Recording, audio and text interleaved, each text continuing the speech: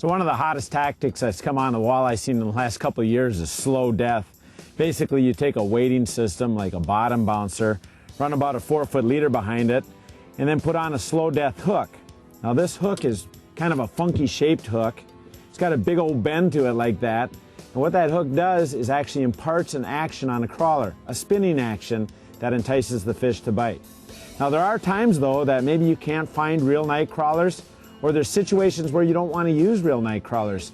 Instances like when there's a lot of pesky fish around pecking at the crawler, or the fish are very aggressive and you want to quickly get your bait down in the water. In those cases, what you should look at using is artificial baits.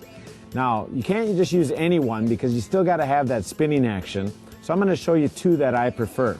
The first one is a Gulp 3-inch fry.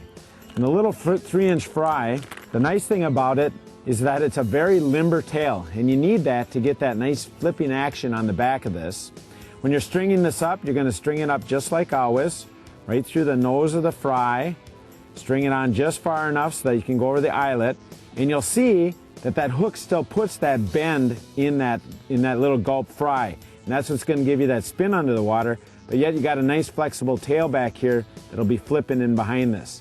Still want to pinch it off so that only about a 1/2 or 3/4 of an inch is back there, and that's going to be a good little alternative. Now the second tail that I like to look at using is actually in the Gulp Alive series. It's called a sandworm. The sandworm's kind of a cool looking little deal. It's a real limber tail again. Let me set this down. So the sandworm tail is kind of a funky looking tail. It's got little tentacles coming off the side. It's also flat on one side. You want to use that flatness to your advantage. What you want to do is get that flat to go right around this bend. It's going to actually make this sandworm curl a little nicer. Because remember, no matter what you're hooking up on slow death, it's the bend of the hook that needs to put the action on the tail.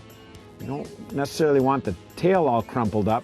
You want the bend of that hook to actually give it that curl or that twist. And so you can see again here, I can clearly see where that hook is bending down in there and turning this tail.